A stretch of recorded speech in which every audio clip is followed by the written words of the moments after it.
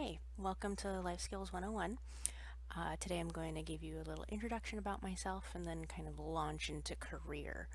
So, my name's Tasha Pellegrini. I went to Dominican from 2007 to 2011. I got a bachelor's in bio with molecular emphasis, and then I also got minors in chemistry and math. And I was this close to also having a minor in music, just music theory. After Dominican, I went to the Uniformed Services University for medical school, and I went there from 2011 to 2016. So then, after graduation from med school, I did a transitional year internship at Walter Reed National Military Medical Center. And right now, I'm living in North Carolina doing my family medicine residency at Fort Bragg. A lot of information and a lot of little tidbits in there as well. So obviously, I wanted to do medicine with my life, and I was lucky enough that I managed to just do a straight shot through. And then, if you noticed the name of my med school and as well where I did my internship, I also joined the military to help pay for med school. Because right about junior year of Dominican, I was like, oh, I have to pay for med school. So I commissioned as a second lieutenant in the U.S. Army in 2011 after graduating Dominican before actually starting med school. And then when I graduated med school, I got promoted to captain. So I've been a captain since 2016. And then, like I said, I'm currently a resident physician. So doing more specialized training after finishing med school. And I am actually licensed, yes, in the state of Nebraska, because when you're in the military, it doesn't really matter what state license you get. And then just about me as a person versus me, my curriculum vitae. I got married in 2014, and I have a new baby who is sleeping in the bedroom, so that's why I have the microphone on, so that hopefully I don't speak too loudly and wake up the monster. So, I don't know if you notice kind of my timeline, but I spent 5 years in med school. So, struggles at Dominican, not so much. Actually, it's because I didn't struggle at Dominican that med school turned out kind of hard. I was that kid in Dominican that I would review my notes an hour before the test and then go ahead and get an A. I was heartbroken when I got an A minus in organic chemistry. I was that kid. But as a result, I didn't really know how to study at all. And then I got to med school where everyone was the same sort of, oh, I don't have to study person. But I guess they knew how better than I did, because first couple of tests in med school were rough. So I spent 5 years there, because who doesn't want to spend more time in medical school? Luckily, it was a fully paid for med school. And I also didn't do well on a couple of the large tests to get my license past them. But all of that led into me just spending a little extra time in med school. And of course, all of this just piled up into a nice ball of testing anxiety, which still persists to this day. And there's a lot of whew, you're good, breathing right before a test. So, all of this, of course, segues into career. First of all, rhetorical question, since you're watching this on the internet. Who actually knows what they want to do for a career? Well, first of all, you have to think, what is a career versus a job? I was lucky enough that I plopped into a career, but a career is something that you're going to do for a longer period of time. You plan to do it for a while, right? Because best laid plans of mice and men. Careers typically have the ability to progress and get promotions, get more technical certifications. And so the classic examples of careers are those professional degrees, so lawyers, doctors, nurses, and then also things like the military, obviously, since I'm in the military. And I don't know, Wall Street people, I guess, turn that into a career. Obviously, my brain doesn't go much further outside of medicine, and I was trying not to only give you healthcare examples. And so then the other half of, well, I need to work and make money is jobs. There's absolutely nothing wrong with jobs. You don't have to have a career. You can bounce from job to job or stay in a job for a while that turns into a career. But typically, a job doesn't have as much career progression. Well, career. And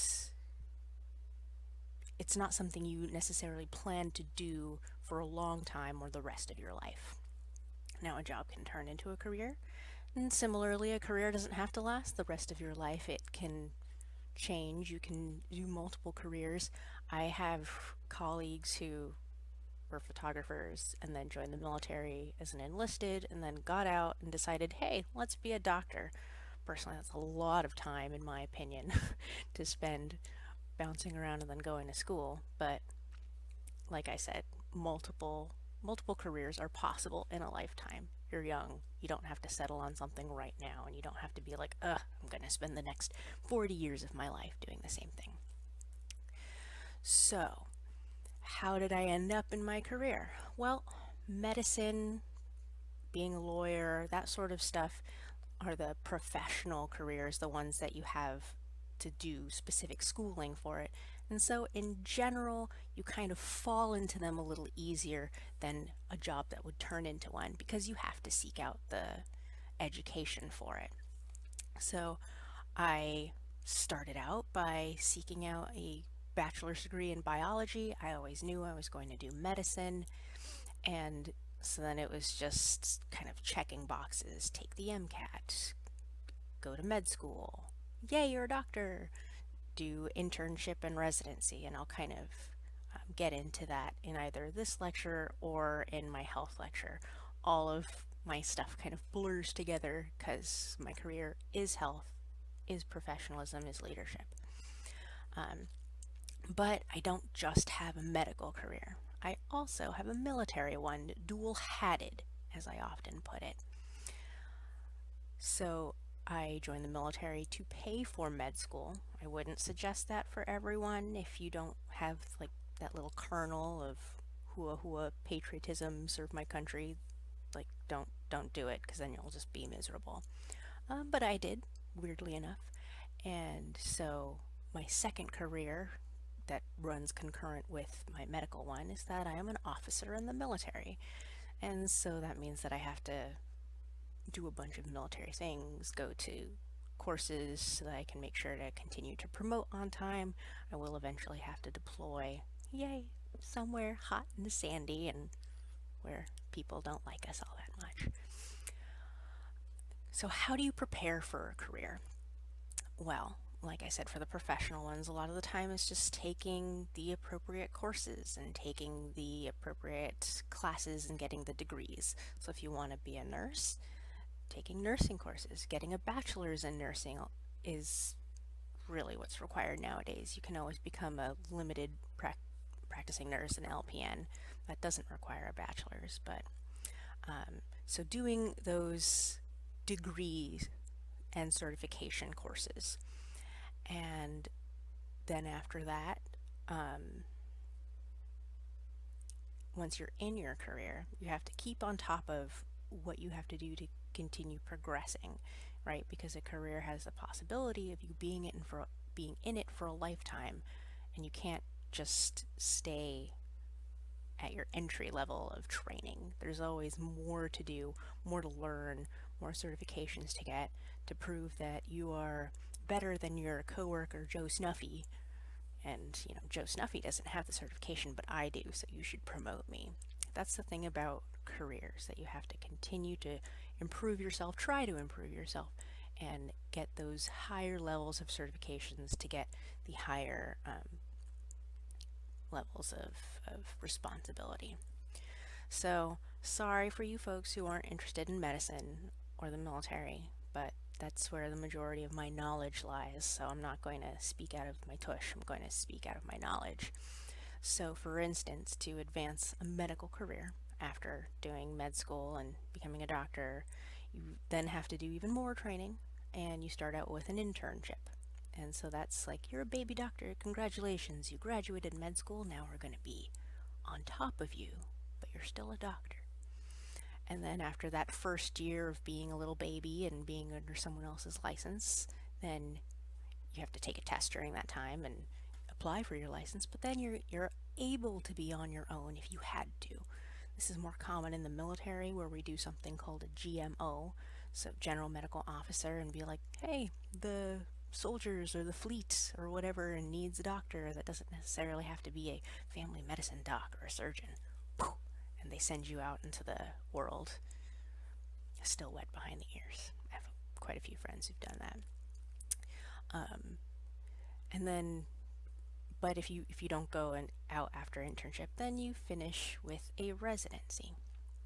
So that's what I'm doing currently. You can do a straight shot through where your internship flows into your residency. That just didn't happen for me. But regardless, lots of training. Lots of training. So I have 2.5 more years before I can say that I'm a family physician. So right now, if it came down to it, I could practice on my own, but I would be a general practitioner, which doesn't really exist anymore outside the military, but I would be a licensed but not specialized doctor. So then as far as my military career, I am an officer, so I can only speak to officership.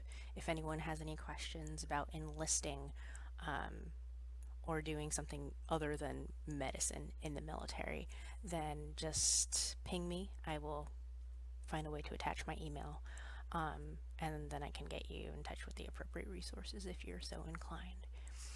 So in the military, you commission, and since you all are working on a bachelor's degrees, you are kind of entitled to a commission if that's what you want.